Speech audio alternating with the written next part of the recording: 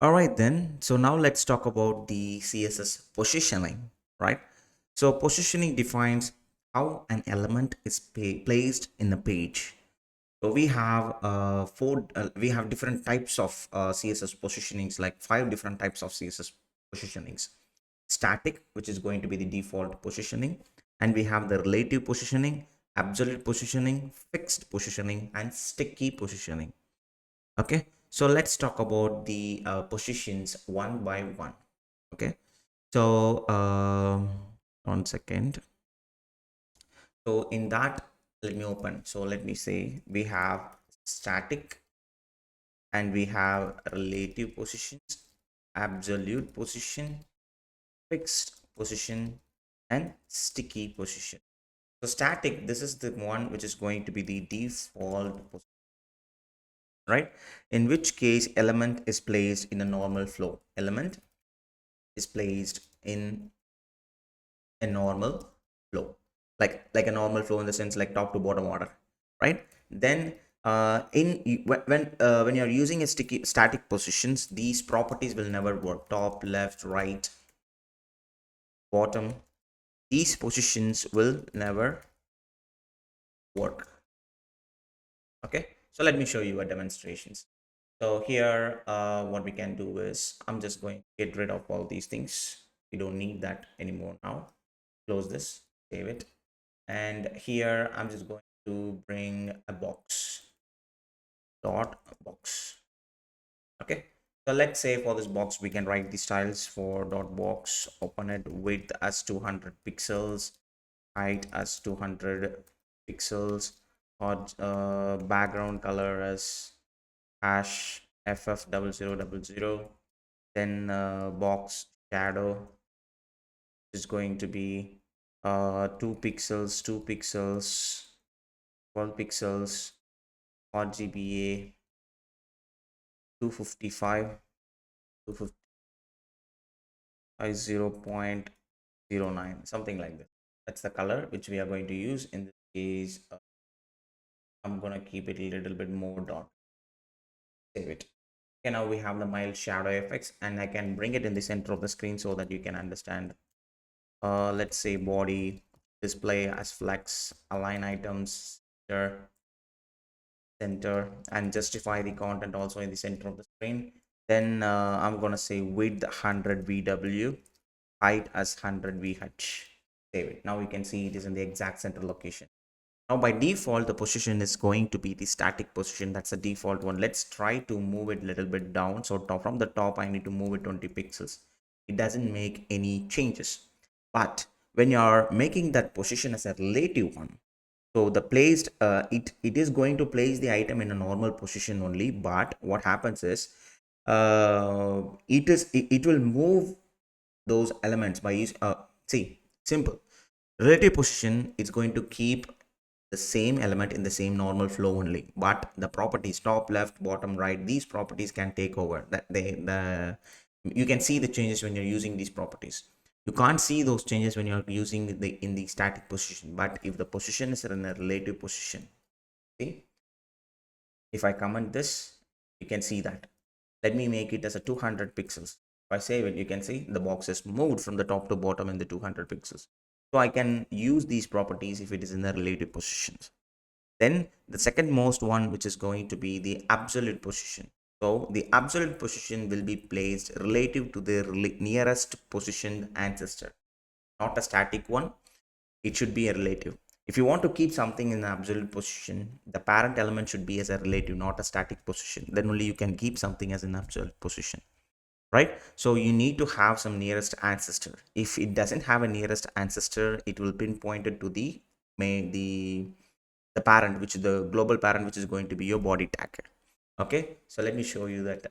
Over here inside this, I'm going to have the box one style, and I'm going to have the styles for box one as well as box one, which is going to be width as 40 pixels, height as 40 pixels, and the background color as blue color something. So I can see it now. You can see it is in the top left corner, right? So if I make this as a position as an absolute one, still it is in the same position. So from the top, what I'm going to do is top, I'm gonna move it 50 pixels, and from the right side onwards I'm gonna move 50 pixels. See, now I can place it anywhere I want inside this box, because the main parent is the relative position. Think about it, if it is not relative, it will be pinpointed to the body tag, right? Because the body is the parent of everyone. So right now in this case, box 1 is the parent of the nearest ancestor of your box. So that's the reason it's pinpointed inside of the box, right? I hope you understand the position relative and the position absolute, right? So this is all about the what is it? mm, yeah, the relative and the absolute position. So now let's talk about the what is it? The fixed position. If you want to keep something fixed in this entire viewport, it should not move. Even if I'm scrolling up and down, it should be always fixed on that particular place. Then I need to use it as a fixed position. So let me show you what something. So dot toggle, something like this. So I'm gonna bring this as a button on the bottom right corner over here.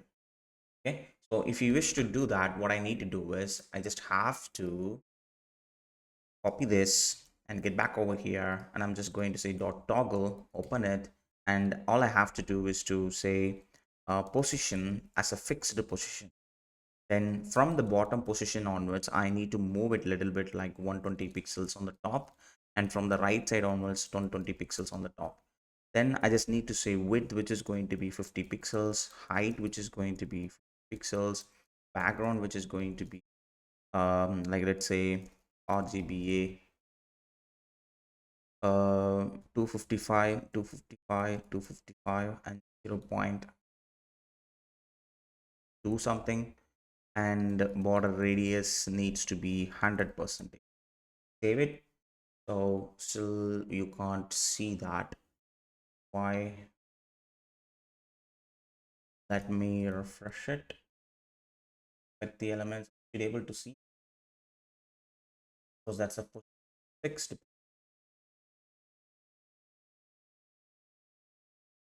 Yeah, here it is. I think the issue with the background color, yep, maybe because of that only we can't see it. So let me make it as a black. I should able to see. Now I can see that over here.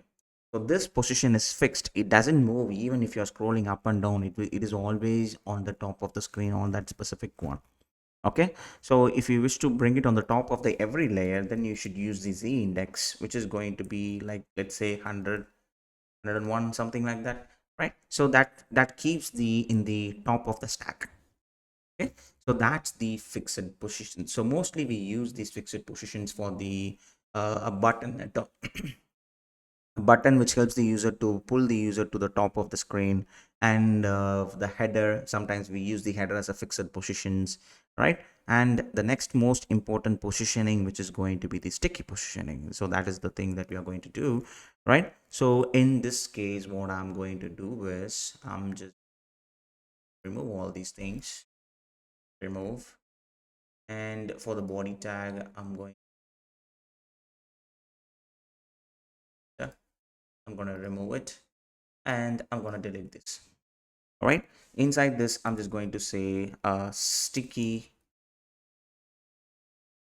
I'm just going to say sticky element, something like this. Then I'm just going to have a paragraph tag which is going to display a dummy text right after that. And I think I need to change this flex direction column, and I need to align the items on the, yep, and the padding of the body needs to be 30 pixels something, so I should be able to see them.